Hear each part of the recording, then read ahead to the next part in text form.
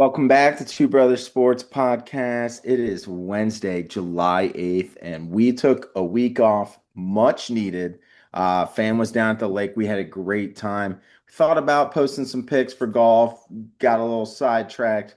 Soccer, we were just in it, and it was hard just to post. And obviously, want to if we're going to take a week off, we want to spend some time with friends and family and unplug for a little bit.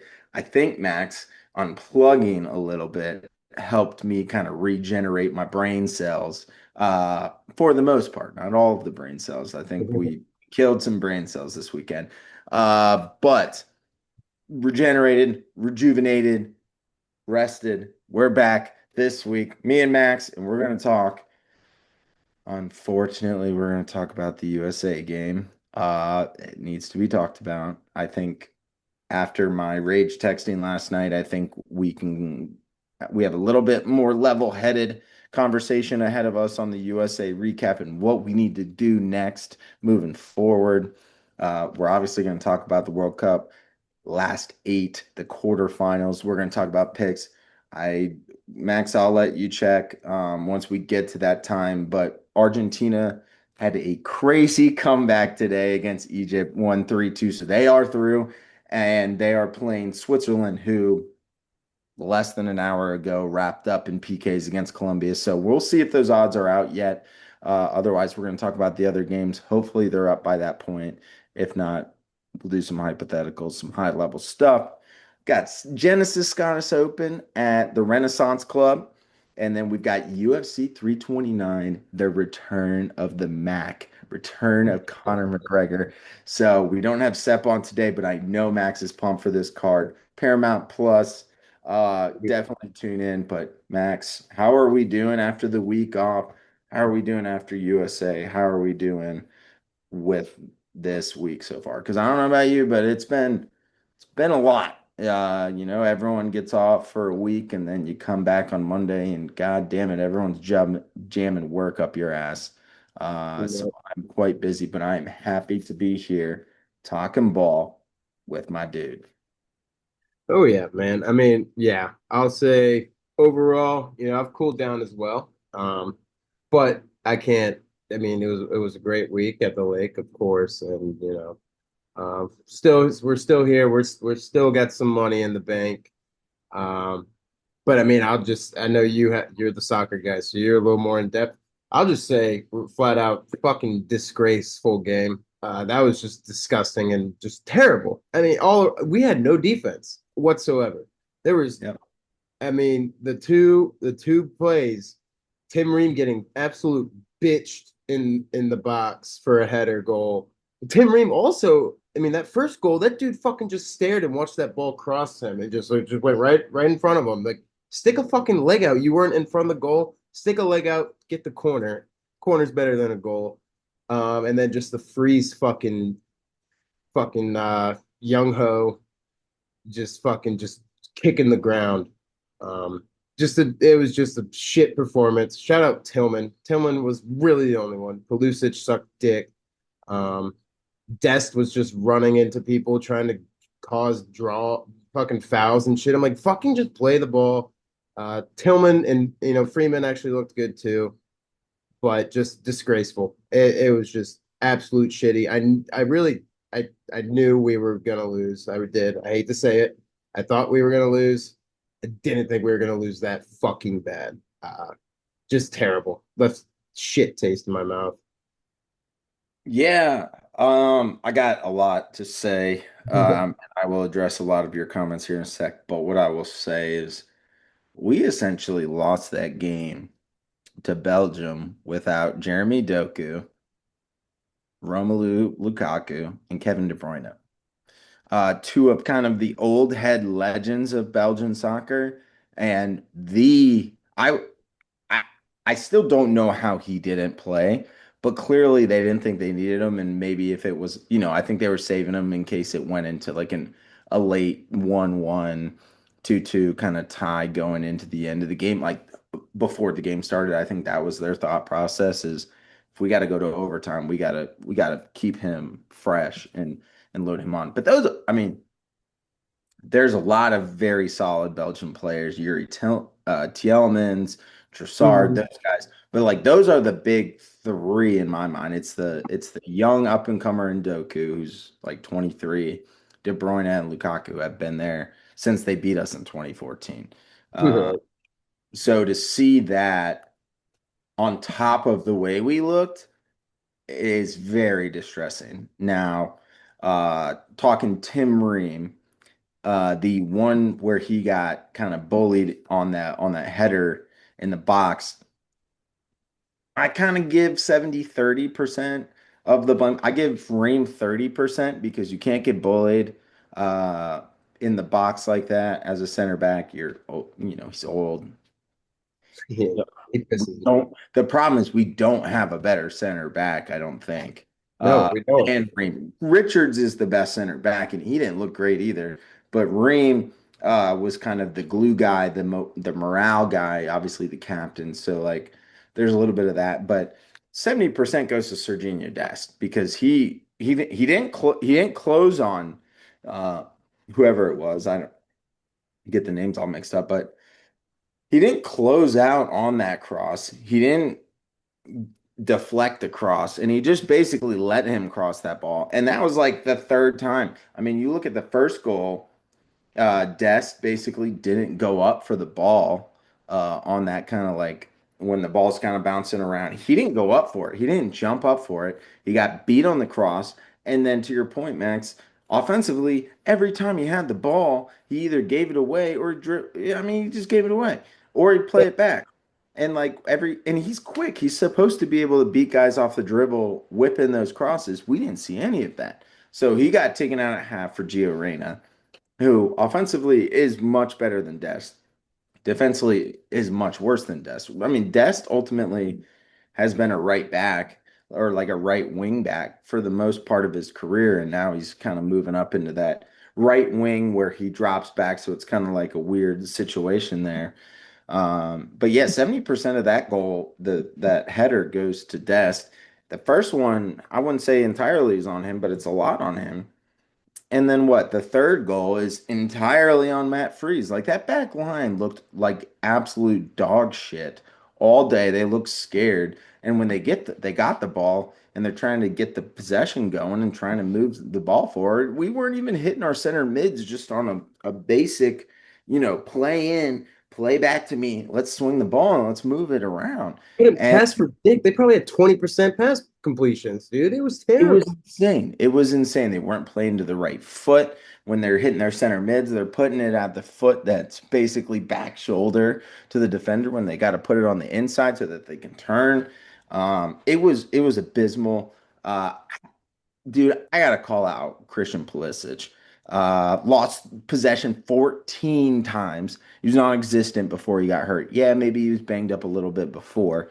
I hope it's a LeBron situation where, maybe a week from now we find out he's got a torn ACL and that's why he couldn't, do what he did or, torn calf or something on this. I mean, I hope it's Nah, not. he was still playing like shit before he got hurt. And he was, I and don't he know. was. He had the previous. Okay, you're right. If he had the torn ACL before this game, then yes. Yeah, yeah. Well, that's what I'm hoping because it was so Yeah, bad. It right. was I was really thinking just when stressful. he had that kick and then went down, like the guy hit him behind the leg when he was trying Yep. to shoot. I thought that's, but yeah. Sorry, keep going. No, no. What's crazy is that there's for Pulisic, and I'll hop off his nuts for a second, but well, in a second, not for a second, in a second. Dude's on AC Milan, one of the best clubs in Italy. Yeah, Italian footy league is not as good as it used to be. There's a lot of backlash, whatever. They're saying that he's asking for a $2 million a year increase in his contract and an extension with AC Milan. After this performance, I don't know if he's going to get it. And you know who's offering him 10 million a year? New York City FC. If Really? this man in his prime goes back to the MLS, he's done. He's done. He won't be any better than he is now. And we Right. really need him to pick up. So that's frustrating. Reem, obviously, you're running backwards. You're trying to cover the entire goal on Freeze's fuck up. Freeze. kick the fucking ball out. And also, when that first ball comes to him, it's like right around here. Take your knees down, head it to the right back, and get the fuck back in goal. Like, I know it was close to a hitter, but dude, all he's got to do is just head it down and towards the sideline so that he has time to get back in case that shit happens, which is what happened. And then you got Reem kind of turning around. He's trying to get his body. I get it because he's thinking maybe they're gonna get left. But at the same time, Man, you get a piece of it, you should be able to knock it outside of the goal. And so motherfucker lifted his leg up.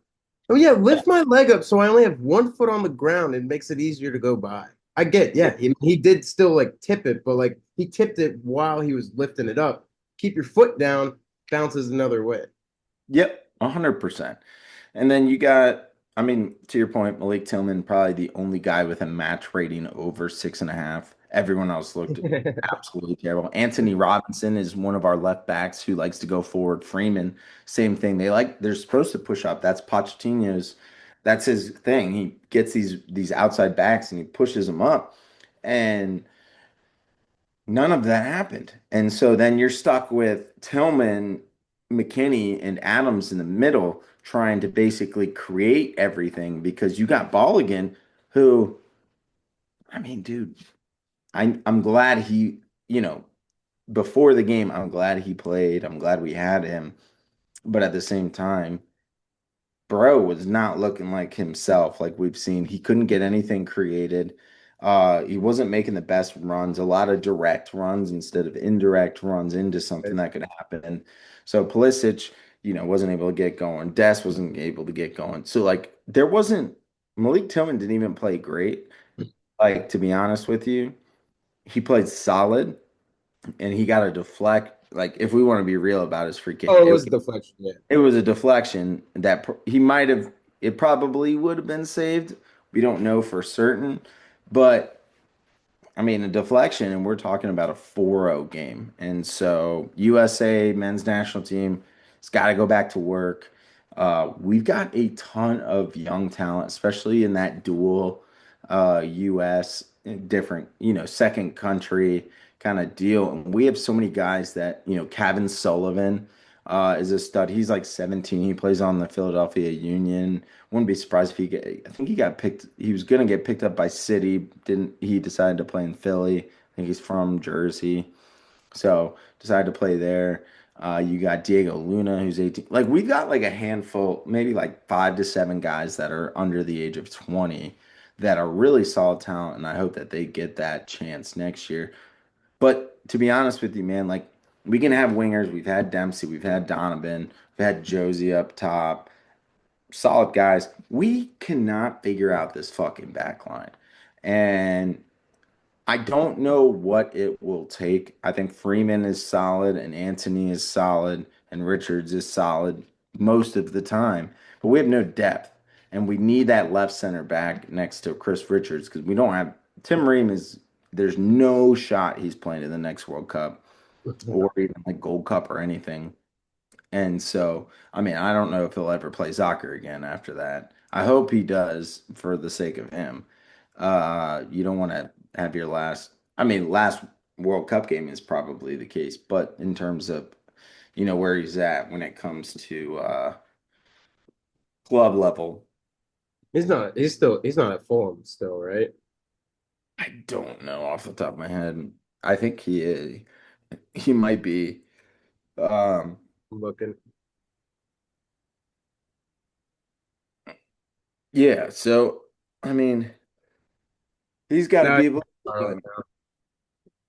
Like Gio Reyna. I mean, we got Sebastian Berhalter out there creating noise, and technically, he's one of the worst people on our entire his touches, roster. his touches were terrible yesterday. Yeah, and he started kind of making a little noise, and he's made some noise over the tournament, but like He did have that one shot that was he so. he needs to be like our 22nd best man. Like in terms of the level we need to be to beat Belgium, we've got to be up there. And in hindsight, Belgium's a top 10 team in the world. We're probably, I don't know We were what, 17. yeah, we're 17. You could argue some of those teams are better than us that are in that 21 to 25 range. So I'll call spade a spade. We're probably the 25th realistically best team. So I'm gonna go spin zone because I don't want to keep talking about the game.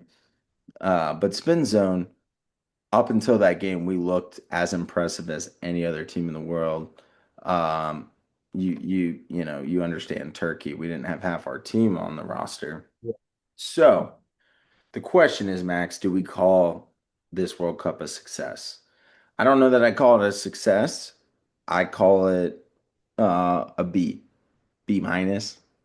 It's probably B Yeah, minus. B Um, minus. we met the expectations we set out to meet. We got to the 16.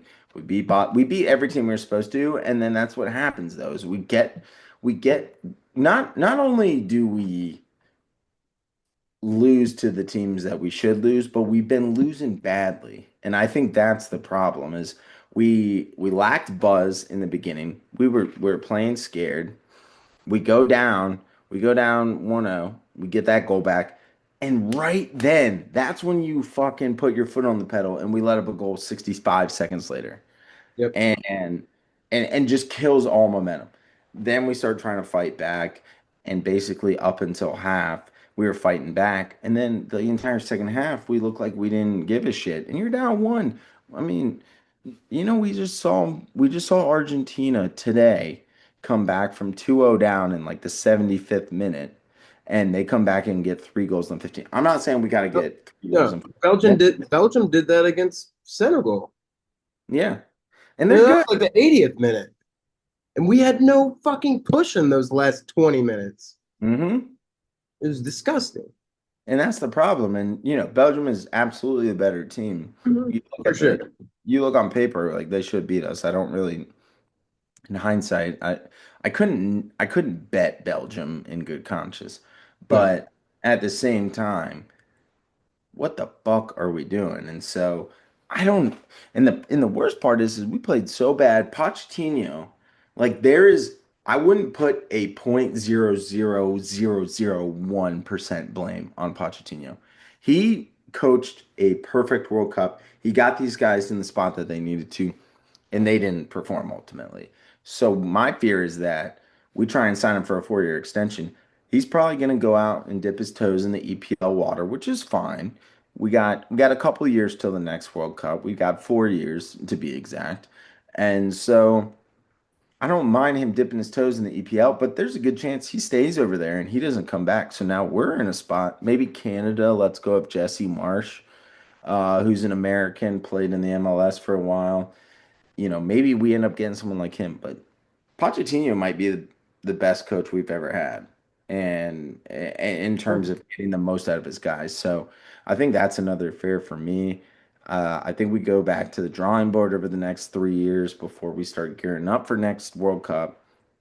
I'm very interested to see who's still sticking around. We're pretty young, but the thing was, is we had more or less. I think we had nine out of the same, or maybe eight of the 11 same starters as we did from 2022 when we lost to Netherlands in this round of 16, where Netherlands and Belgium for the last three World Cups who's knocked us out. Like they're definitely better than us, but there just wasn't a fight. And No. I think that's my biggest problem is there wasn't a fight in this squad. So that's Yeah, kind of where that's I'm good. at. Overall, I think we did as well as we could. We had a pretty cake group, if we're going to be honest. I mean, Canada had a cake group and Mexico had a cake group. Okay. Yeah. And so, I mean, we're all gone now. Every team is now out. You've got the best eight teams in the world, uh, maybe minus Paraguay. Wait, who did they lose? They lost to France. Never mind. Uh, Um, Switzerland minus oh, Switzerland. that's right. That's right. But yeah, I mean, other than Switzerland, we do have the best eight teams in the world. I believe that. Morocco, I mean, yeah, we'll get into it, but yeah, Morocco has looked fantastic. So I don't have a problem saying that they're top eight right now. Yeah, the only team I would maybe sub in is Portugal or Germany. Right. whoever you'd rather take. Norm But Derby looked like dick this whole time, even when we only lost to him 2-1 in the last exhibition game. I mean, yep, that gave yeah, me so much hope too. That's the problem. And I can finish with just to your point on, was it a successful? I think it was successful on the standpoint of we now have probably an extra 3 million fans. Granted, they might probably a couple step back after last night, but the World Cup being here and what USA did and all that crowd, like there are way more soccer fans in the USA now. And I yep. think that's a success outside of the USA's like the team's success. So 100%. And I mean, I think it's good momentum overall. We go to, I think it's Spain, Portugal, and Morocco for the next World Cup in 2030. oh, So interested to see how we field the team for that. You know, I will say I agree with you, Max. Even myself, like grew up playing footy. I mean, everyone listening knows that most of what we talk about is football, golf, and basketball.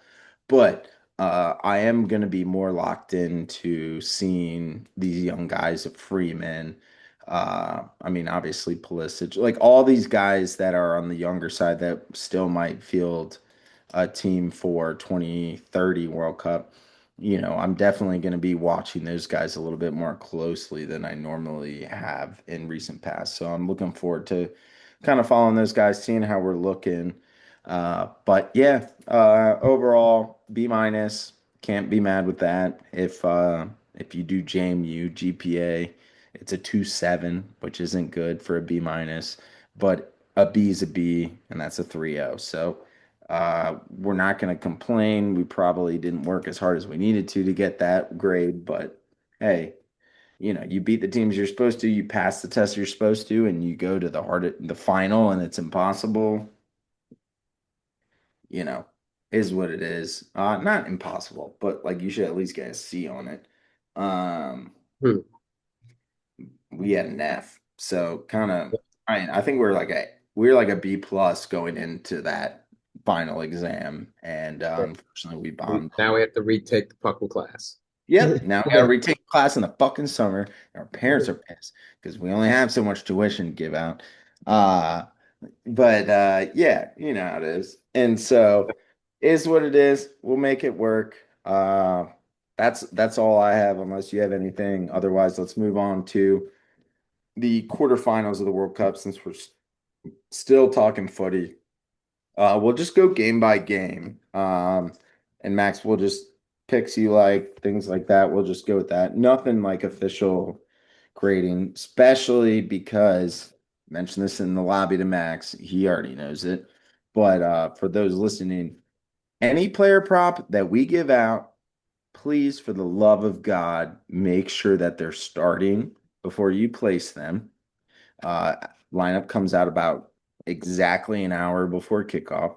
So if you're doing player prop stuff, just wait before an hour. If you absolutely have to and you're going to be busy, sure. But like, and Messi, Mbappe, Holland, some of these guys we're going to talk about, not worried about them not starting. But if there's anyone on a long shot or something that you're looking for, just make sure that they're starting before you play these bets. Um, but that being said, um, now that we've got our quarterfinals matchups locked in, let's start with the first one. That one is on Thursday. So now we've gone from basically a soccer game every day. You guys are listening now on Wednesday, and this is the one damn day we haven't had a World Cup match in quite some time. So you know, listen to this. Maybe we'll get some stuff here. We'll make it work. But Thursday, 4 p.m. is the first game of the quarterfinals. That's France and Morocco. So, Max, give me your France Morocco pick if you've got one. All right. I've got one. I've got a legit one. Well, I mean, I'm not gonna say that my goal scorer isn't a legit one, but like goal scorers, you can't really be like, oh yeah, definitely. But looking at it right off the bat, I absolutely love 90-minute tie or Morocco at plus 130.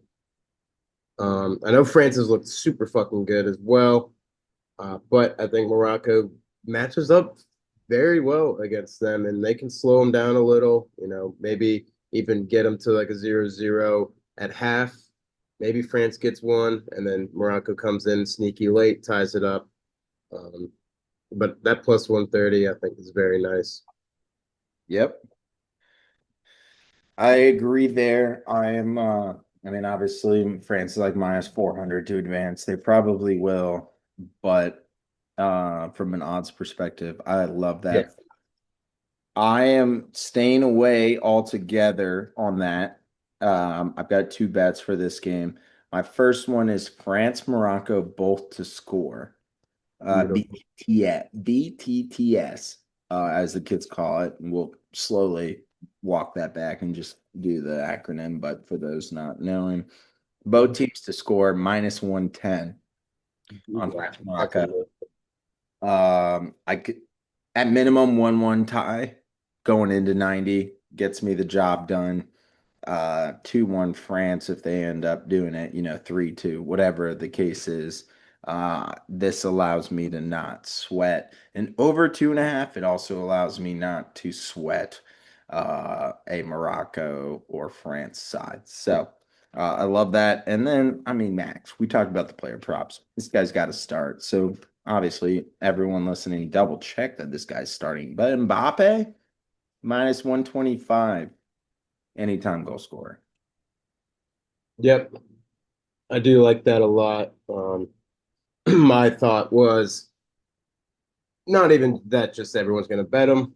I always look at like it'd be like this, and then fucking who did I bet on that one? Oh well, doesn't matter. Yes, Mbappe's gonna probably score for sure. But you know who I think is also gonna probably score for sure, and that's Dembele. I think Dembele might come out and get the first goal, just like a fucking sneaky run, just sneak it right in. But to the point too, I mean, he should start. I don't see a reason why he wouldn't start. Um, Yeah, I think that's I just he's one of those guys who's kind of been not too. He's been a little quiet this World Cup. So this would be a game where it's like, bang, yep, I'm still here. I mean, aside from his hat trick game, he's been very quiet. Oh yeah. So I like that. Um, and then just for the sake of it, no odds related, just so we can do a little prediction at the end. Who's advancing? I want to say Morocco, but it's gonna be France. Yeah. I'm rooting for Morocco, but Yep. That's where I'm at. I'm probably not going to be playing any France advance unless I do something like, France advance and Mbappe score, and that might be good enough odds to get to plus money. Might be kind of tight.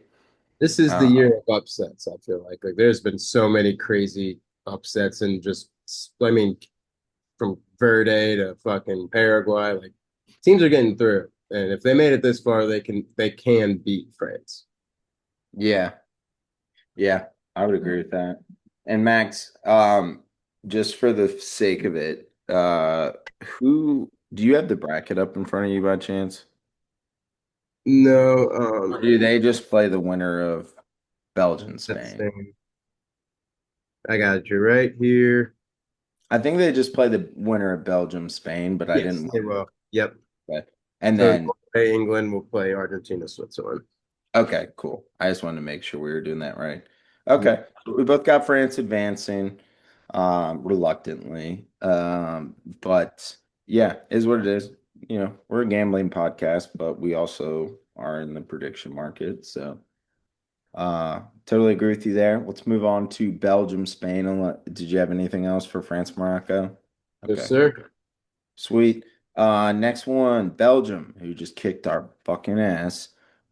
Playing Spain, who has gotten through, but they have looked like full on Spain. So I'm intrigued by this matchup a lot.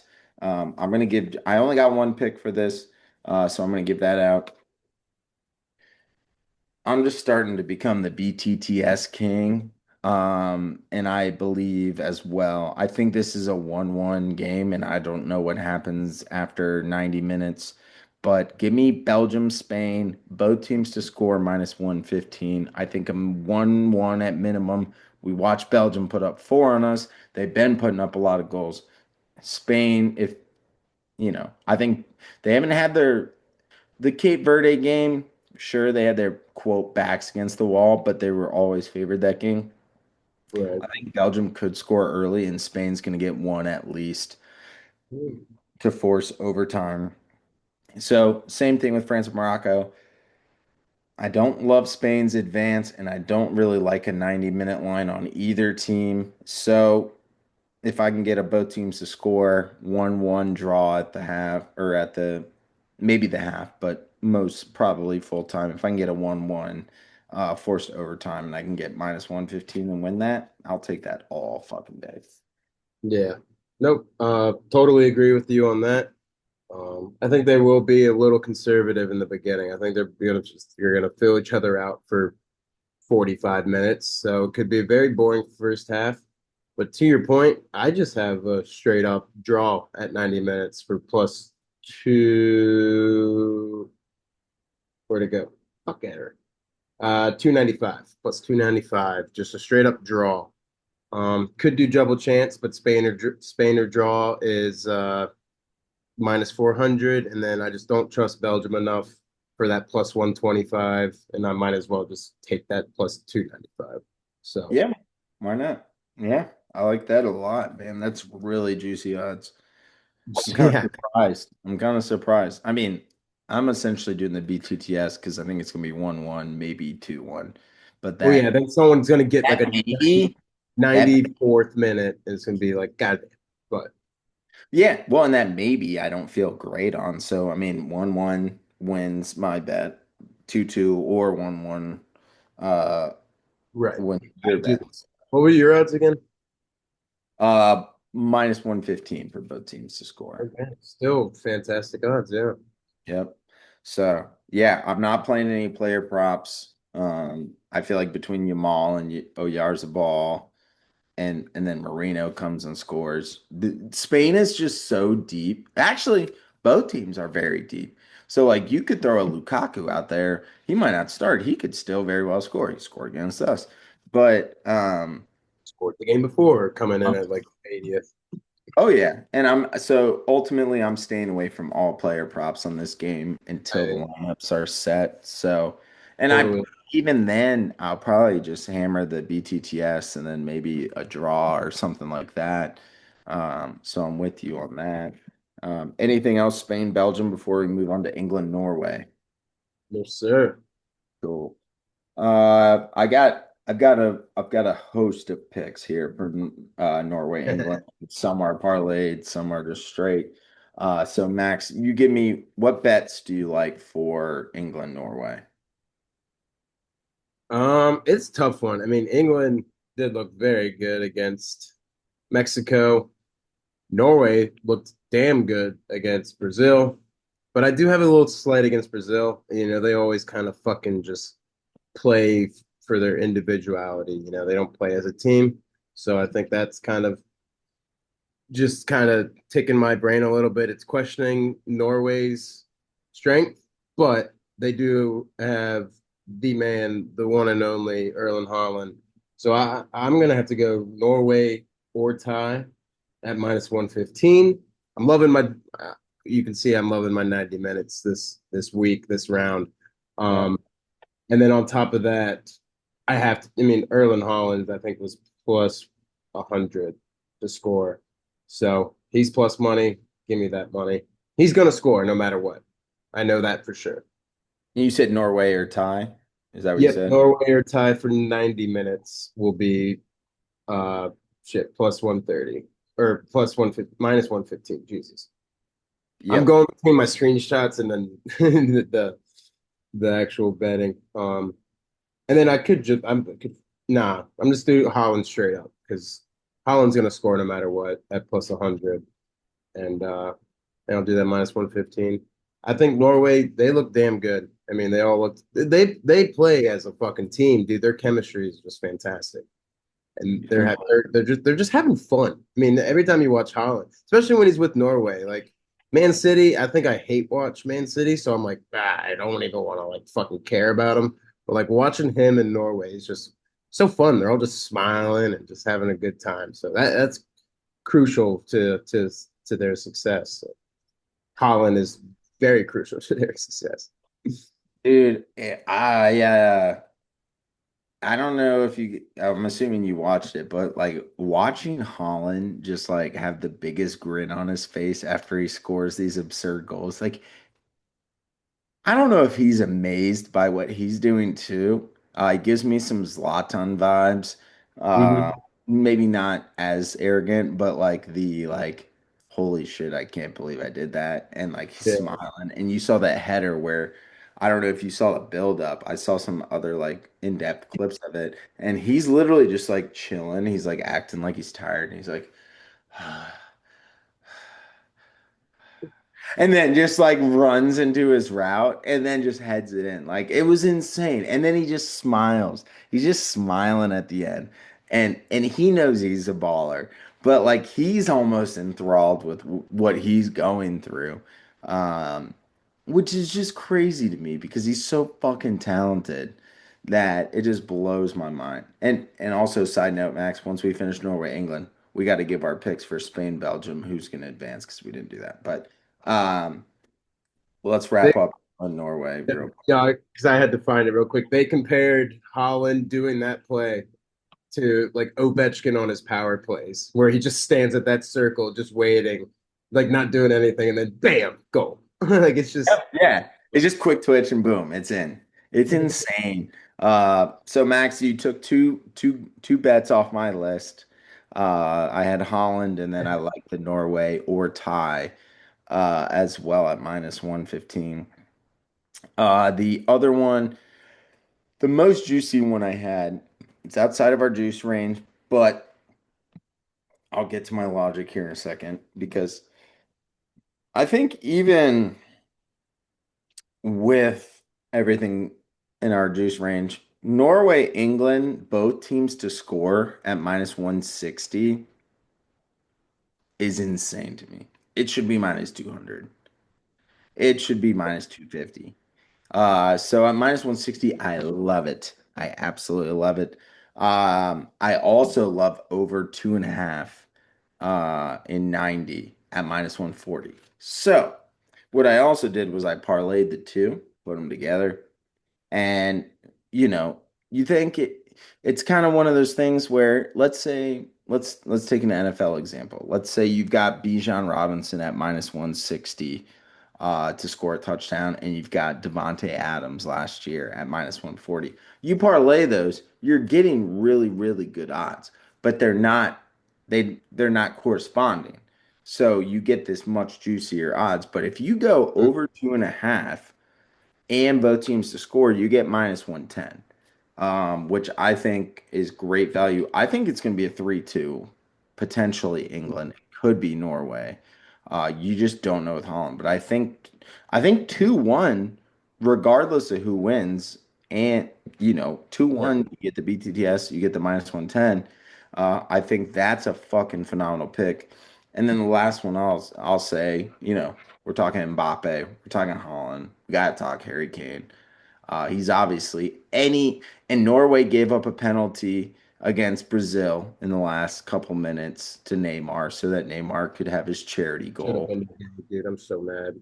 Yeah, well, I needed that. I needed the BTTS, so I needed that bad. So There. I'm happy about it.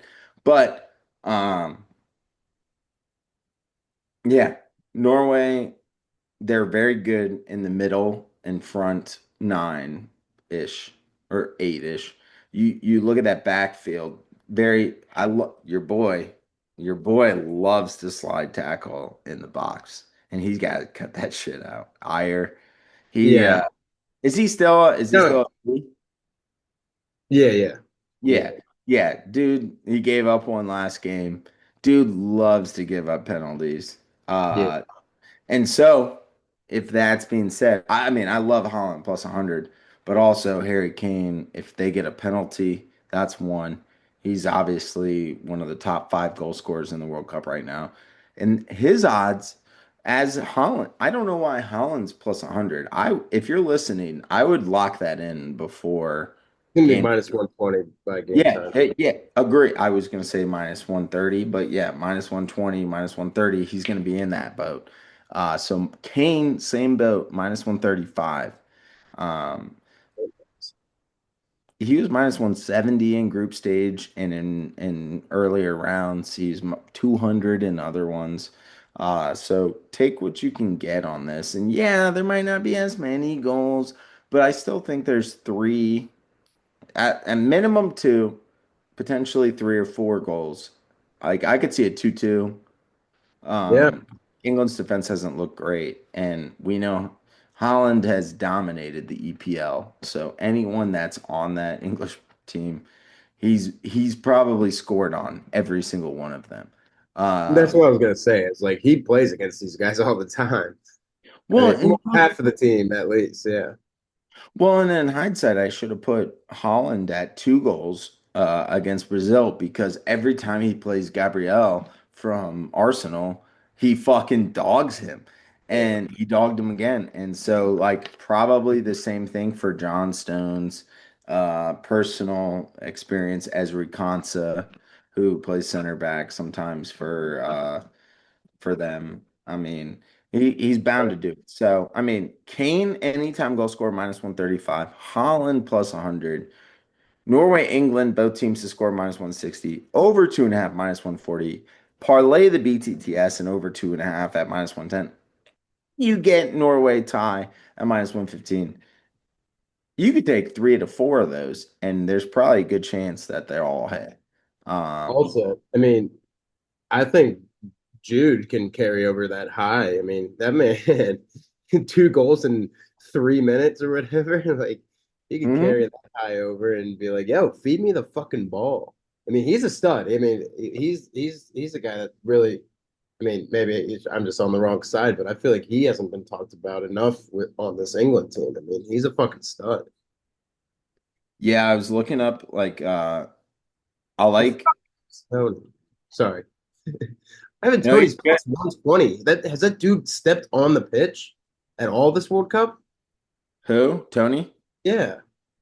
No, but maybe they expect him to take a penalty. I don't know. That's crazy that he's minus 115. No, plus 120. Oh, sorry. I'm looking at goals and assists. Uh, Um, and the reason why, Max, is because Jude no, Bellingham, I know his goal, he might not score a goal because he had two, but his Jude Bellingham's goal and assist is plus 120. that's very nice. I Yeah. like that. So I'm gonna add that to the Rolodex because I mean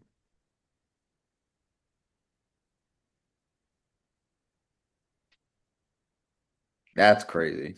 That's just crazy to me. I mean, Yeah. guys ball out, so I love that. So yeah, I think we're relatively close on the same page. Um, Norway tie. If I had to pick a double chance or something like that, that's where I'd lean. Yeah. I think Norway could win, but I think they could very easily tie this game. Um, so that's where we lean there. So, all right. Who's advancing between Norway and England for you? Oh, it's so hard. No odds. No odds. Just straight up. Who's Hmm. advancing? Um, you know what? This is going to be an all-time botch job by England. Give me Norway. Okay.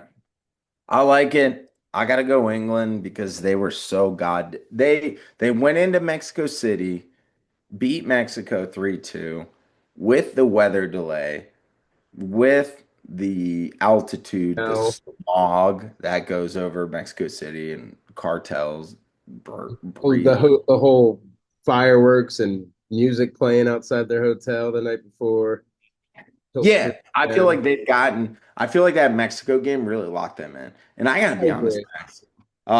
Can you do me a favor? Can you look up England's World Cup champion odds? Because it might be coming home, and I want this to be known. Yeah.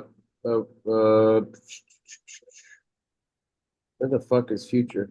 Yeah, I got you. Just a second, whenever I can find futures. Champion. Um, plus 470 behind Argentina plus 400, Spain plus 370, and France plus 180. I love it. I'm taking that tonight. Oh, Absolutely. blame you. I mean, they have looked very solid. And the way Argentina looked today and the way I mean, if they play Spain. Switzerland, they might beat them by 40. And we'll get to that in a second. But Argentina, are they team of destiny? I think they got really lucky getting away with Egypt, and I don't think they get away with. I think they beat. We'll get in there, but I think they beat Switzerland. If they get to England and England beats Norway, I think England wipes the door with them. England, they've looked so good and defensively they've made some lapses, but I think ultimately I really if it's not France, it's England for me. Like I don't think Spain wins, I don't think Belgium wins, I don't think Norway wins. Like I don't winning it all. I don't think any like I don't think Argentina. I think Argentina's good, but I don't think they win it. It's so hard to win back. They've been pushing their luck and testing the like. Yep, agreed. That's a perfect way to put it because and they won it in 2022. So it's not like Messi has to win. He did have to get to the quarters. After quarters, I think he's done enough. Like after that game against Egypt today, like okay, like he's the GOAT. He solidified it. Um, but ultimately, I'm gonna pick England to advance. You're going Norway? I think so. I have to. Okay. And then I'm gonna backtrack here because we forgot to do it. But Spain, Belgium, who do you have advancing? Spain. Spain, same. Okay, so we both have France, Spain, and I've got England, you've got Norway, and then we move on to the final game. Max, have we gotten odds for Argentina and Switzerland? We do. Give me No advance player prop first. or anything though. Yeah, that's fine. We'll talk about player props in a sec, but give me the advance odds and then give me the 90-minute odds. And then if you can, give me the over under on goals. Got all three right here. Cool. Advance Argentina minus 275, Switzerland plus 215. We got our money line Argentina or so yeah, money line 90 minutes. Argentina minus 140, draw plus 250, Switzerland plus 425. And then we're sitting at the over under 2.5 plus 125 over minus 155 under Under 2.5. minus 155. I mean, Switzerland's gonna box this game Two, in. like 2-0 Argentina. I And mean, that's if they learned anything from the Egypt game, they're just gonna literally box this game in and pray it goes 0-0. granted this came out probably within the hour. Already 100% bets placed on Argentina. Yeah, I mean, it's fair. I will have if you can pull up the both teams to score and double chance in 90. Just have that ready. Hit you with But the double chance right now. We got Argentina or tie minus 600. okay. Argentina or Switzerland minus 330. Tie or Switzerland plus 105. I mean that plus 330 is essentially saying that someone is gonna win at 90, which I gotta be honest, like, Right. Maybe not. dude, I don't know, man. I love, dude, plus 330 for either team to win in 90, like, No, minus 330. Sorry. I said oh, plus, but okay. Can you read out the double chance again then? yes. Minus 600, Argentina tie. Argentina, Switzerland, minus 330. and then plus 105 tire Switzerland. Yeah. No. Okay. I And thought you said plus 330, and I was like, yeah, I probably did, honestly, but um, both teams to score, yes, plus 105. No, minus 135. And okay. both teams to score with over of 2.5 is yes, plus 175. And then no, minus 240. Just because What there's is for me. what is Argentina's 90-minute line?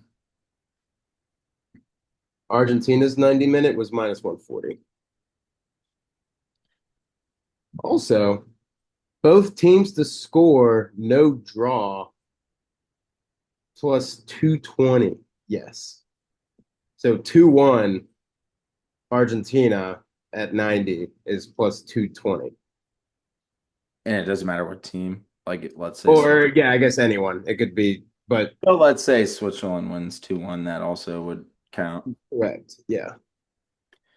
Those are kind of crazy odds right there. Because what if, yeah, And I Switzerland already asked you, give me one more time. What is Argentina's 90-minute line? 90 minutes straight up minus 140. Argentina. Hammer, double Yeah, hammer, that's the uh, one. poopy dookie, double hammer. Absolutely, dude. Switzerland got away with murder today. I don't know if you watched that game, but Not really. No. they had a few good chances, don't get me wrong. Colombia owned that game, but they couldn't fucking finish for dog shit. And that's been their story. They win 1-0 in all these games or 0-0 against Portugal. Like they haven't been able to score and they have the talent to score. Right. So give me Argentina minus 140 on the money line. That's it. I And think that's the that's best bet you could take. I can give you now over 1.5 is minus 245. You can parlay the wait 1 sec. Let me clear this real quick. I mean, if you want, just for fun, say that Argentina's going to win 2-0. Oh, I can't. Oh yeah, I can. Plus 126 over 1.5 with Argentina 90 minute plus 126. okay. Which you kind of almost might as well just hammer Argentina on 90 because it Yeah, could, that's and then you're like, that's God fine. damn it. And then you throw in, so if you, let's say you throw in Argentina 90 at minus 140, and then you do like Messi to have one or two shots, depending on the juice, like on target, Or and like you just, score and assist or assist. yeah, or something like That's that. probably Definitely, super juicy. yeah. But like, let's say you do one shot on target and you do Argentina in 90, like you could probably get that down to like minus 115. Probably not plus money, but if you like Argentina at 90, just throw like Messi one shot on target, maybe two, depending on how you want that juice to be. But like, just do that and keep it moving. All right, I think they, 140 is right there. I know they didn't look good against Egypt. I personally think Egypt looks significantly better than Switzerland has. I know Switzerland has won their group and they've looked good. Egypt looked good every game and they managed to make it to where they were. And I just don't think the same about Switzerland. And I I don't think still, they didn't score. They didn't fucking score against Colombia. They didn't fucking score. yeah. So I mean, what how were do they fucking? I mean, what was their round of 32 score? Uh, they they played? played Algeria and it was 2-0. But Yeah, which Algeria's a good squad. I did like Algeria going into that match. still, I mean, I think Argentina kind of took Egypt for granted. They're like, just focus on Mo Salah and we're good. And then the other two guys scored, and then they're like, "Ah, shit! All right, let's lock in." And they locked in and fucking came back. So I think Argentina still easily has this against Switzerland. I see a 2-0 Argentina within the 90. Yeah, I think this Egypt game was a perfect wake up call for them. Yes, exactly. So, okay, so we both have Argentina moving through.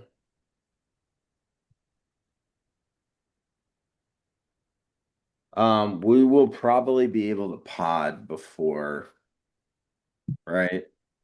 The next match, the next round. Yeah, July 14th and 15th, which Okay. are So next, Tuesday and Wednesday. yep. Okay. So So we'll we'll try. we'll pod Monday. And I think next week is also British Open or the Open Championship. So yeah, we can hit Monday. And we'll get our shit in for that. And then it will be July 19th and 18th. Or July 19th will be the final. Sorry. 18th is the third place. Yep. Yeah, so next week is going to be US Open preview or British Open preview. Um, And then we'll just throw our picks out maybe and we'll Friday. do Just that. We can try and do that Monday so that we can get our picks out. Yeah. Okay. All right. So you've got France, Spain. I've got France, Spain. You've got England or you've got Norway, Argentina. I've got England, Argentina. So, do we uh, quickly since we might or no, we'll do that. We'll do our final prediction next week. Yeah, yeah. Sorry. yeah. But do if you can do a quick parlay of just the advances for those. So do yours first with France, Spain, Norway, Argentina. And let's get those odds. And No, then I don't do want to add more. I want to clear it. There we go. All right. and then Um, mine with England. I that Norway's gonna help me a fuck ton. I'm sitting at plus 505, Okay. and you're sitting at plus 228, which is still very nice. Yeah, that is still nice. Okay. I mean, yeah, I'm going all favorites, but doesn't mean I don't think they can make games, but I mean, France, Spain, England, Yeah. Argentina. I mean, that's I mean, they're all the better. They're all the top five teams, or obviously there's four of them, but those those they're those are all in the top five. yeah, they're all in the top five. So Yep. Okay. All right, sweet. Well, I love the footy talk, obviously. I only get this seldomly. So I'm glad we knocked that out. You want to move to across the pond because we're in North America. Well, let's go across the pond. Let's go to the Scottish Open at the Renaissance Club in North Berwick. We've got a lot of good picks here. This tournament has been kind of like iffy sometimes. I feel like in some years it's been with all the big dogs. In some years the big dogs are taking off. Uh, Max, the big dogs are all here this weekend. Rory's back, Scotty, Shep, Schauffele, um, literally everyone, pretty much. I yeah, can't think of anyone that comes to mind when maybe Cam Young. I can't remember if he was on the list. I think Cam Young might not be in.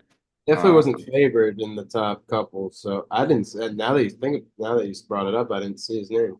I think he's like the only guy I can think of that is in that top group that isn't in it. So, yeah, Renaissance Club North Berwick. It's always in Scotland. It's the gear up for the Open Championship next week. I think it's at Royal Birkdale. So, very excited for that.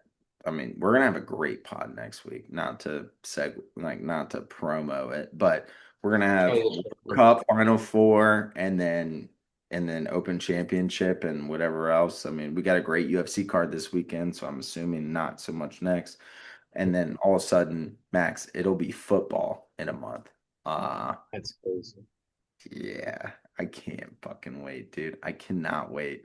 Um, About I to can't be. wait to talk Notre Dame, dude. Notre Dame. You know what? I'll just throw it real quick without getting into football. CJ Carr, Heisman winner, is like plus 5,000 or something like that. CJ Carr might go damn. They don't have a great schedule. CJ Carr might ball the fuck out without Love and Price. Like we have good running backs. We're gonna We need don't to throw. have the running backs we had last year, and we have great wide receivers this year. We got two transfers from Ohio State. We've got Jaden Greathouse. Like Is Notre Dame. Malachi the only guy we lost?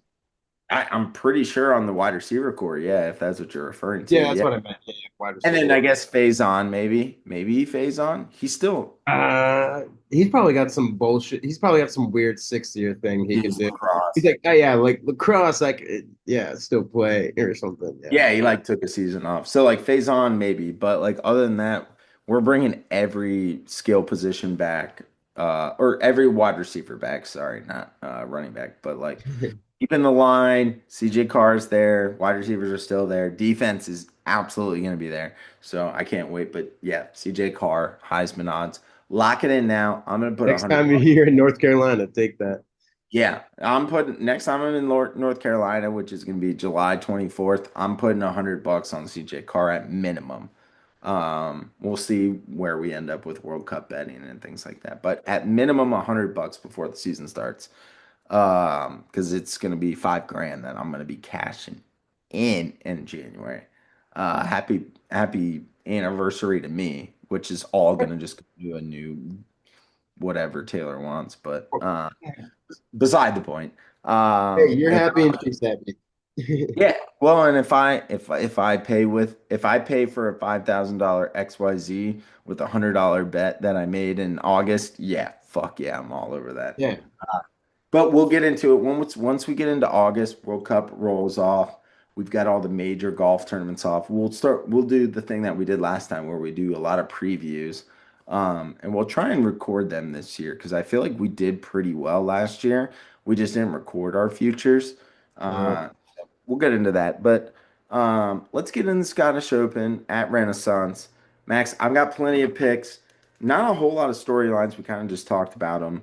But really just gearing up for Open Championship. So if you don't mind, I'm just going to dive into the picks. We'll go back and forth. I got some honorable mentions, and then we'll move on to UFC 329. How's that sound? do it. Alrighty. I've got 5 official picks technically. And I got to make cut parlay T20, T30, and a couple region and nationality props that I could not give out because of the odds. They're not like crazy juice. They're not crazy, plus money, but god damn it, when I tell you them, you're gonna be like, yeah, fuck yeah. So I'll start with my 220. That is gonna be the guy who won this tournament last year.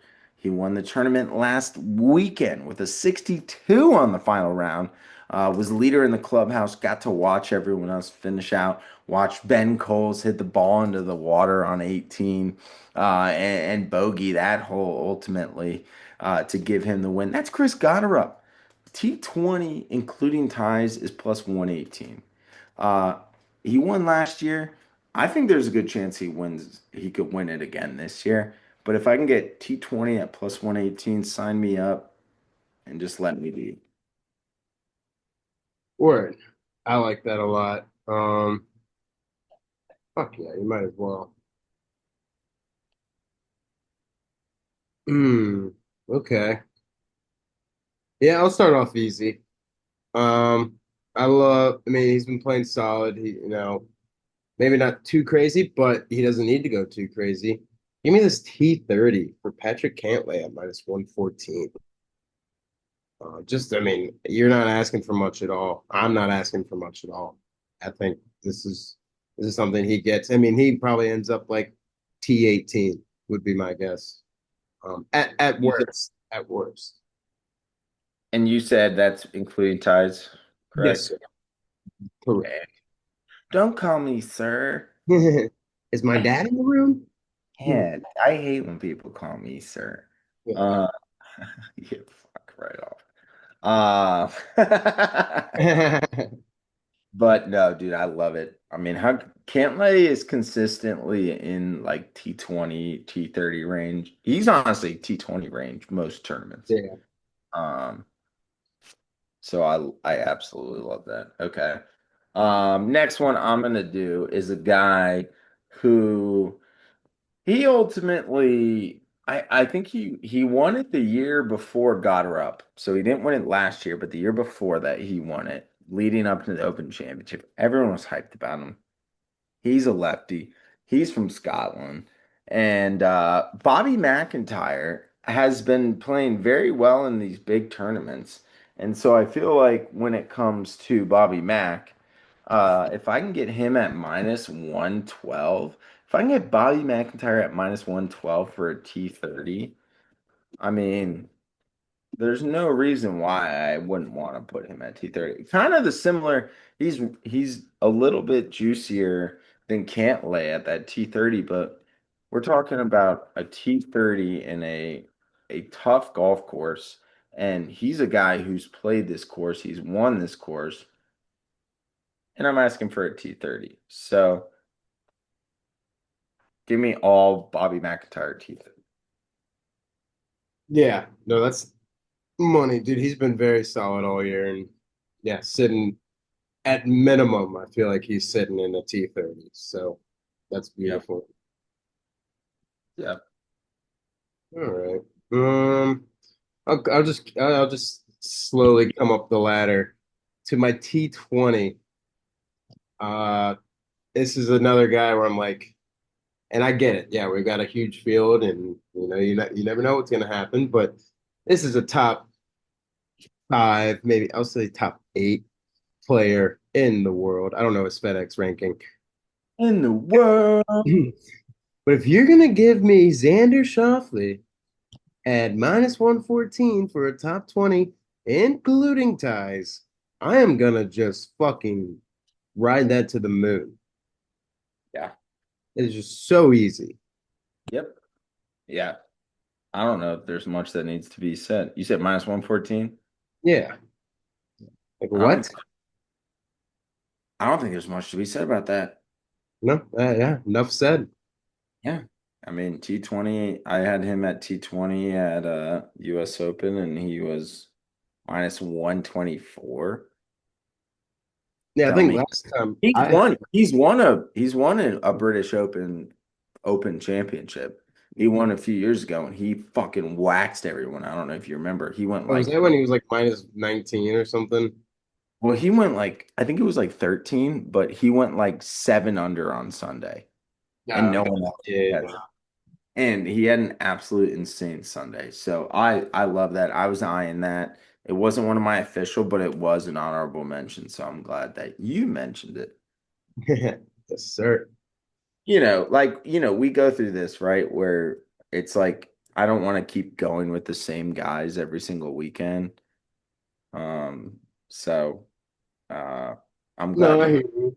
But I mean, yeah. I mean, you gotta let the fans know. Money's money, man. Money is Yeah. money. I mean, I don't care. Mm-hmm. Mm-hmm. No, I absolutely love that. Um, let's see. Next pick for me, I'm gonna leave my make cut parlay for later, and then I don't want to do back to back same person picks, but I'm gonna just do it because I'm here. Bobby Mack to be the top Scottish player over Ewan Ferguson and a couple other guys. He might win the damn thing. If not, he's going to be the best Scott that's there. And that's plus 110. He's got to beat four other guys for plus 110. Oh, Dang. I already put him in the sheet, but yeah. No, that's fucking delicious. Yeah. And I don't want to get ahead of myself, but there's a lot of good regional nationality props that some are juicier than that and some are a little bit less juicy and you could parlay a couple of those and fucking call it a day. Yeah, no, for sure. Oh my God, yes. We are just riding on that beautiful odd train right now. Yeah. Odds. And this one I think, huh? I was gonna say nothing is below minus 114 and nothing is above plus 118. We're right in that butter. Yeah. Um, and I mean to keep it going, this one might be a little scary to me, but he is somewhat near. He's on his side of the world. He plays these kind of courses fairly well, and it's a T10 for good old Mr. Rory McIlroy at plus 106. I mean, he's got to be up there. He's going to stay up there. maybe a little rough start, but Friday he's gonna come back and get that cut and just slowly climb. I mean, he'll probably finish T5 or something. I don't know if he's gonna win, but he plays well over there, obviously, knowing it's kind of his terrain on some part. So I like that a lot. I love it. I absolutely love it. Plus 106 for T10 is pretty crazy because he's very obviously, obviously, he's very capable of winning this. He's already won it, I'm pretty sure. I don't know if he's won it multiple times, but I'm like 99.9% sure he's already won it here. He maybe have won it multiple times, but yeah. He got it at they went to St. Is it always at the same course? Or No, I don't. I I feel think like he this. won at St. Andrews one. Yeah, I don't think the Scottish Open necessarily. It's probably the same four, but I don't think it's like there's a ton of other options. I didn't think so. That's why I was like, maybe it is the same one every time, and I'm about to say something stupid. No, bro, I'm not entirely sure, but I mean, honestly, Either way, yeah. No, I think Renaissance Club was, I'm gonna do a quick, recon, but I thought Renaissance Club was where the Ryder Cup was. that does sound right. Because once you said it, I was like, did I play that course on PGA or? I think I have. Okay, let me see.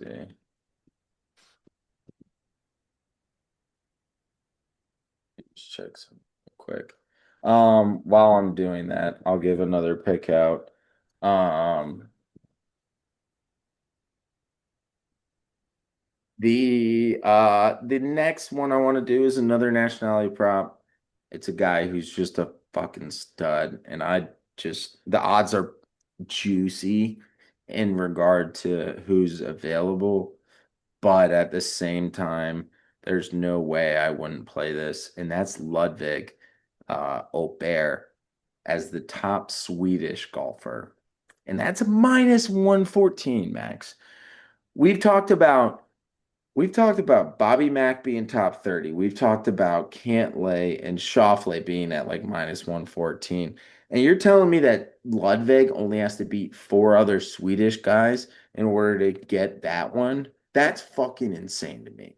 That is just double hammer, figure it out, take a loan out. I don't really give a shit how you figure it out, but fucking take some money out and put that on Ludwig. It's not responsible gambling. It's it is no lose gambling. There's no way you lose this. Um, I think he's gonna go off. He could win the tournament. I don't love him on an outright perspective, but at the same time, I mean, to think Ludwig in Europe isn't gonna be at least top 15, and I don't think there's anyone else on the Swedish front that can really match him shot for shot. I'm gonna take that all day. So I wasn't gonna put it as an odds thing, but at the same time, minus 114 still on the juice, and I want to see some shit go through the uprights. Hell yeah. Nope. I was eyeing him for sure, but that alone, I mean, I was eyeing him for like top 10 and shit, but right there is even better. Yeah, right, right. Well, that's what I'm saying. It's like I don't know if another Swedish golfer is gonna be top 10. So It'd be he like does he could Svensson or something, right? yeah. Yeah, Svensson, Nylander, and there's one other guy that's really solid. But like if he could be top 15 and still win that easily. Exactly. Yeah. So he might. I've had some bets when it comes to nationalities, especially like the smaller scale ones, where I think it was South Africa and it was Van Rooyen, Bezuidenhout, and Potgieter, and I had Potgieter and Bezuidenhout and Van Rooyen and maybe Jarvis. All of them missed the cut. And so all Potgieter had to do was make the fucking cut. It wasn't like Mhm. he was trying to win, and then you're out. Then you're good. You don't get to cash that till Sunday. but at the same time, you're not sweating that one. So uh, Right. I love Ludwig there. I love Bobby Mack. And then my final official pick before we get to outrights, first round leaders, and any honorable mentions is a make cut parlay because they do have that for the Scottish Open.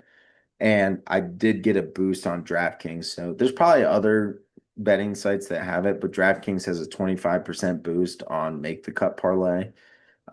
So this is what I put 2 units on this, and it's Rory, Bobby Mack, Goddard, and Nicholas Højgaard, all to make the cut. It's plus 229, boosted to like 275. Um, they just gotta make the cut. And they're all favored to make the cut. Everyone is minus 215 or better. So Hmm. no reason why they can't make the cut there. So that's my fifth and final play of official picks. Hell yeah. Yep. That's all I've got as well. Um, and lastly, I'll just knock it out. Yep. I'm gonna double dip just a smidge bit or maybe a large bit. I think Xander can get this one done. Yep. This is a tournament where he'll come in and, like you said, I mean, what you said about him winning before makes me feel even better. So, plus 1900 Xander for an outright winner. He plays great golf for like European links. Hmm. Like he does. That's the thing is like he's not like shape shifting like Scotty or Rory and making things look sexy, but like the guy's just gonna give you 7 under on a Thursday, and you're gonna be like, well, all right, T20's in the bag. Um, Exactly. yeah.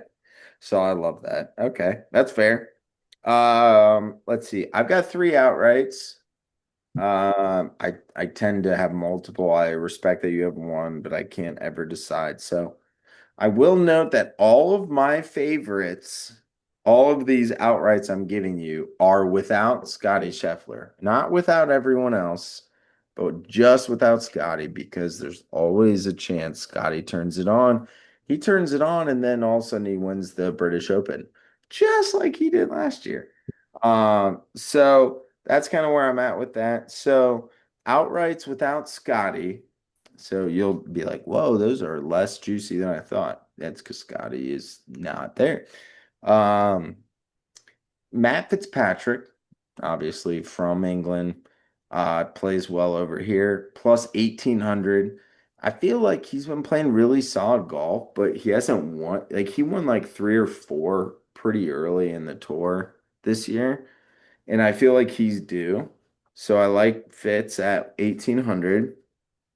I already mentioned him in the make cut parlay, but Nicholas Højgaard is one of the best stroke gains against Renaissance Club. He's from Denmark. He's played in the DP World Tour, so this isn't the first time he's played Renaissance Club. He shot pretty well there, so I like him at plus 4100. And then if I'm going long, Max, I'm going with the guy who has not won on the PGA Tour yet, but he was good on the DP World Tour. He's from England as well, but odds at set plus 7,400, 74 to 1. Give me Marco Penge. He hasn't won a tournament yet, but he's kind of my sneaky long shot. He's kind of due for a tournament win, but he hasn't done it in Europe yet, and I feel like this might be a great opportunity for him. So I like him at plus 70 40 74 to 1, 7400. If you're Nice. looking at American odds. So I like it. You got to love get it. that. And then let's see. You got any first round leaders, or you want me to just rip those off? Rip them off. All right, just like for outrights, I have a shorter, I have a longer, and I have a medium. For my shorter, Max, you already hit him on your T10.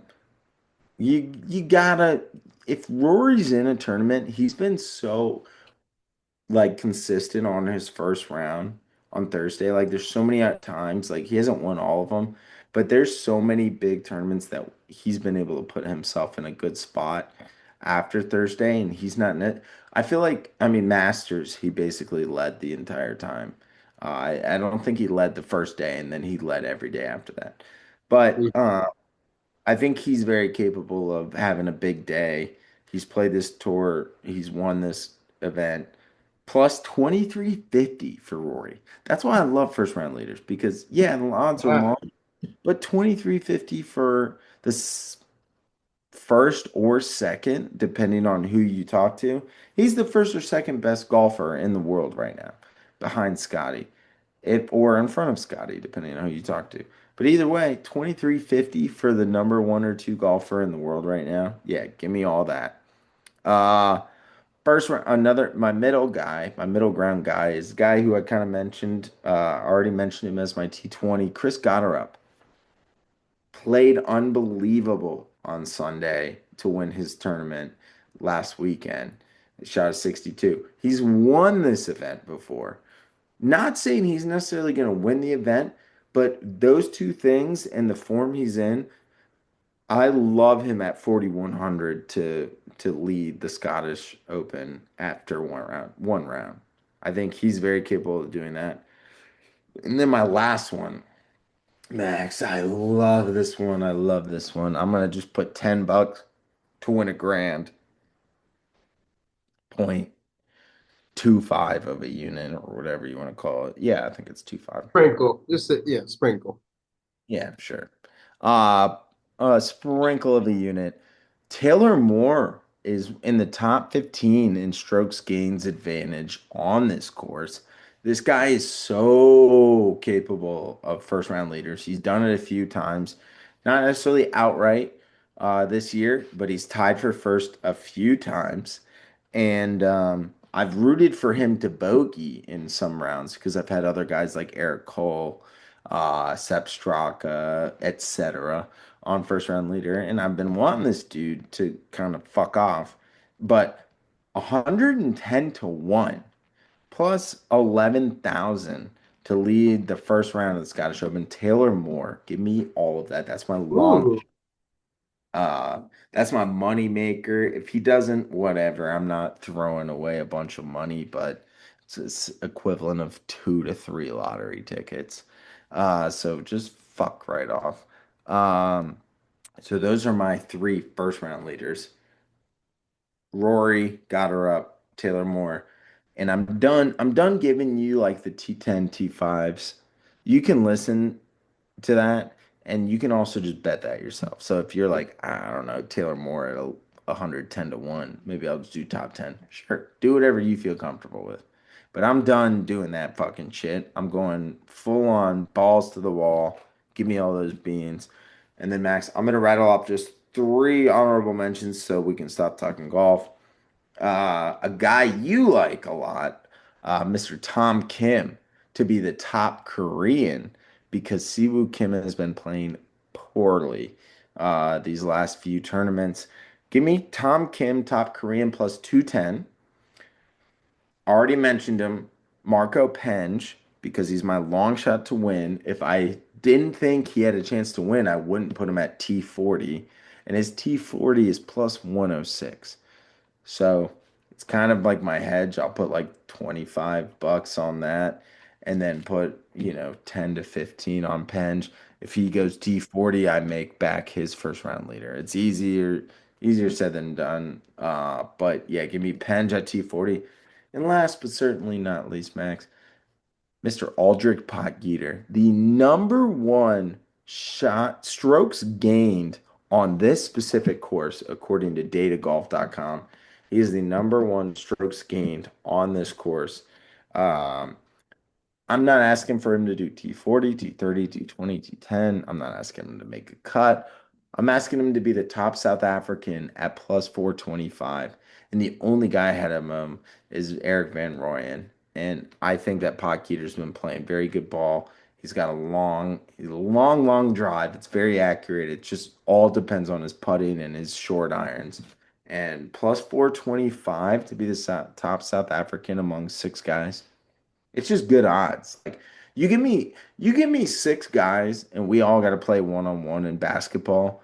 I'm taking my chances at plus 425. Like, why wouldn't you put money on me? You know my offensive game. Like, I'm dogging kids on one-on-one basketball. And you're telling me I got six other guys and I got a chance at plus 425? I might not win. I'm at least gonna make you sweat. So Yeah. give me all of that. And that is all I have. I hope. Hell yeah. We gotta I get to like bed. it. Yeah. All right. Well, I've been talking too much. So this is a perfect segue to let Max run the floor on UFC 329. Max, remind me where this is again. Is this Vegas? This will be in Vegas. Yep. T-Mobile Arena. All right. So this is gonna be in Vegas, UFC 329. I'm gonna give the quick highlights and then I'm gonna let Max run point because I'm getting out of breath and I haven't had a sip of my beer in a minute. Mm. So that being said, we've got Holloway McGregor, number two, which I'm surprised it's number two, but I'll let you respond to that in a second. McGregor Holloway, number two, as the main event. You've got Benoit Saint Denis versus Paddy Pimblett. In the main card, you've got Stevenson, Gable Stevenson, who was the number one wrestler, aka Bo Nickel situation. Not saying that they're the same. And Max, another question for you. When you go through your stuff, differences between Gable Stevenson and Bo Nickel and how they came up. But just bookmark that. And then you've got like Robert Whitaker Krylov, you've got Terrence McKinney and King Green, among other bets. But Max, just go and I'll ask questions here and there. But yeah, even the prelims and the early prelims look good. So don't feel like you need to go through every fight, but just give us a rundown on the fights that you will be betting on. Yeah. I've kind of got just mainly some parlays, so I feel like I'm going to be jumping around a little bit. Nothing too much in the early prelims, really. Tracy Cortez, the last of the early prelims, is minus 104. I don't hate that at all. She's one of the gals that, is a fan favorite for a reason. But I don't know much about Kong. So that also kind of scares me. I think if anything, you just straight bet that. I wouldn't try to parlay her or anything. And then, like I said, you kind of just for the early prelims, you just go with your gut when they're walking in, and figure that out. So that's really the only one for the early prelims. Don't have her in a parlay. Um, and honestly, I'll just jump into what you've pretty segued me. Yeah, Gable Stevenson, absolute dog. Two-time national championship, won the gold medal for 125 kilos in the Tokyo 2020 Olympics. Just an absolute beast of an animal. He's had some stuff where, I mean, he's fun. He does his, wrestling shit. He's done Craig Craig Jones. I think he's done his jujitsu tournament, whatever they call it, his card. I like Yeah. him a lot. He is, and I literally was gonna say he is a Bo Nickel s type guy coming into UFC. Super, super, super hyped up. Um, but he is a heavyweight, and to like the difference between him and Bo Nickel was going into one of the most populated divisions, and just he was gonna have some hard times. He was eventually gonna lose. Gable Stevenson might not lose. Gable Stevenson is knocking people out, and his first professional fight. I'm gonna pull it up just so I can correct. I believe was 30 seconds knockout. Um, oh, sorry, a minute 38 knockout, 24-second knockout in his Anthony Pettis debut, and then his last fight was 350 for a knockout. So all first rounders, all knockouts for a wrestler. You're like, what the fuck? But this dude can swing. This man has so much power. This dude is fucking huge. I mean, he's only 6'1", He's 265 of damn near straight muscle. I mean, probably 10% body fat, maybe 15. He's a big boy. You know, he's gonna have some fat on him. But dude is just a freak athlete. He won the Olympics and did a fucking backflip. Like you're like, what the fuck is happening? Like just an absolute freak athlete. We have been waiting for this motherfucker to come over. And granted, his odds out the ass are just so fucking crazy. So I mean, Bo Nicolas, like you can't even like bet on him really. So the only thing I can give you, and it's gonna be a parlay, and it's gonna be an over 1.5 rounds for Whitaker and Krylov, parlayed with him just knocking the fuck out of Ellison. And that's minus 104. So I like that a lot. Um, Cool. I like got it, a, I got a big question later. We'll yeah. get, but yeah. I'm gonna kind of rapid fire. I might almost piss No, my no, go. Yeah, well. go ahead. um, so then we jump to the Krylov Whitaker fight. Um, that's a tough one. It is. I think if I can pull the odds up, fuck. I think Whitaker's minus one. Actually, I'm about. Um, Whitaker is minus 135. I don't hate that. Krylov is coming off of some tough losses. So is Whitaker. So that's why I kind of just want to stay with that over 1.5. I think they're both going to be trying not to get slumped. Um, if I had to go with my gut, I'd say Bobby, Bobby Witt gets one more in him. I mean, it's 35 and 34-year-olds, so it's not like it's a crazy big gap. Krylov can definitely sneak him. I think Whitaker is going to play it safe. Probably get that unanimous decision for Whitaker. If I had to go with my gut. Do you like the minus 142 money line? Yeah, I got a minus 135 right now for Whitaker. Oh, even better. Yeah. All right. Sweet. Yeah, I love that. So I do like that. Um, King Green and Terrence McKinney. I mean, McKinney minus 148 is very nice.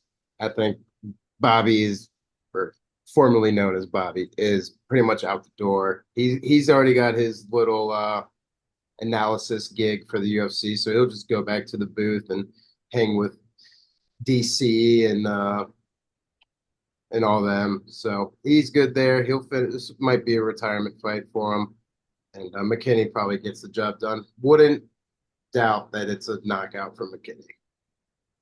Okay. I like McKinney there. That was one of the question marks where I was like, it's right around the juice line. I kind of want to go money line. Whitaker and McKinney were the two where I was like, I want to go money line on that, but okay. And then we will jump to my next real play. So I got to jump between odds and my screenshots that I have. Let's see. Okay, Sanhagen. He is coming up on. I'm gonna skip Roy Val because those odds in that fight I just don't really like. Um, I think Sanhagen gets it done, and I'm gonna parlay that with good old Paddy Pimblett and an under 2.5 for Holloway McGregor. That's plus 545.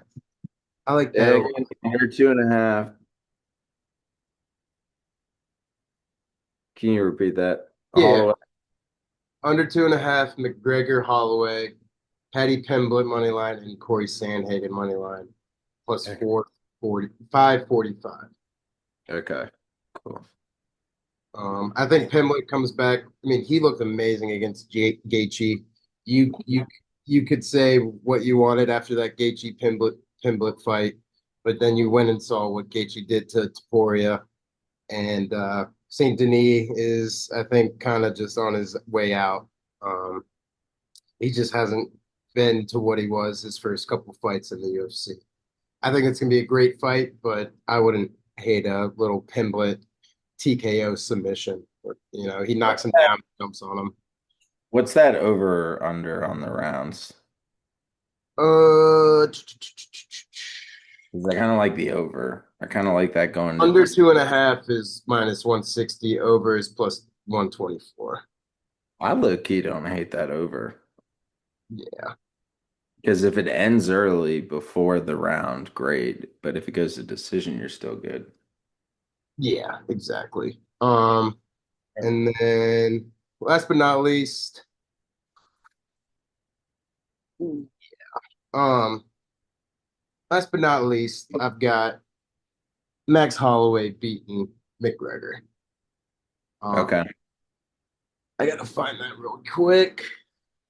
At last I checked, it was like minus 225 on Holloway and like plus 185 on McGregor. I think the over under was like 2.5 at like minus 180 or something. Yeah. Let's see. Up real quick. Sorry, I'm just there it is. Minus 125 for the under. Um, and then also to that. Oh no, I don't have the odds up, and I just overfilled. Um, it is a bad day for Max Carlin right now. Sorry, I'm just not, and everything's falling apart. This sucks. Yeah, minus 225 Holloway, and then yeah. So let's see. I think that's my last one. Plus 285 for under 2.5, and Pemblet is one of my plays, Okay. and I think it's about all that I got. Okay. I like it, man. I mean, it's a good card. It's there's a lot going on, but There is a shit ton going on. yeah, no, 100%. Yeah, nothing. I mean, it's kind of hard. That main card is very hard to really decipher. McGregor has his problems and all that shit. Who knows if he can fight through that and get it done for his would be, I would assume, his last fight. Um, Yeah, but I love Holloway. He's looked very solid and can get the shit done. agreed. Agreed. Yeah, I mean, it's just like you got a guy that hasn't fought in forever, and Holloway, who's been in the dog of dog fights every single time he's been fighting. Like, I was that my main thing for this pod was to find some bets that you liked aside from that fight just to parlay with because I was like, I'm doing Max Holloway with someone. I just need to figure out how. And like, I think it was Holloway to win and then Stevenson to win by KO, TKO, DQ. And I think that was minus Mhm. 109. I think that Uh, was the only thing I really came up with, which I mean, I think that's solid. Um, for sure. but yeah, that was the only really thing I came up with. I do kind of like Saint Denis over Patty, but um, Patty did look good, and I was like, I just feel like if Saint Denis, I don't know, it's like the French like Marine guy, I'm like, all right, Patty's kind of Yeah, like he's like not like he's not like out of shape like a Portnoy, but it's like you're like he's like more of a billboard guy when it comes to it, but I like that you liked him, and I mean he's plus money, um, so I love, and I'll probably do like Holloway with Stevenson KO, and then I'll do Holloway with like Patty and Saint Denis to go over or something, some shit like that. So, love that. Anything else you got on UFC 329 before we go? no sir. All right. Well, we've been talking for a minute. USA took a bit, World Cup took a bit, golf took a bit, UFC took a bit, but we got enough picks for you guys to last the weekend. And that means that on this Tuesday night, Wednesday for you guys, we are done for the week. We're tapped out. If you don't listen, don't text me and ask me. I'm just going to give you the podcast link. Don't ask me what I like. And Max will do the same. Otherwise, Yeah, Max, let's have a great week, man. We got a great weekend ahead of us. A lot of good stuff. Stay cool. It's hot as fuck in Richmond. Uh, man. Today was mild, 80s and 5. And we're not, and we got the humidity down here, so it's a bitch. But other than that, Max, always a pleasure, dude. We'll be texting, we'll be talking. Thanks everyone for listening. Let's have a good week. Yes, sir. Thanks, guys.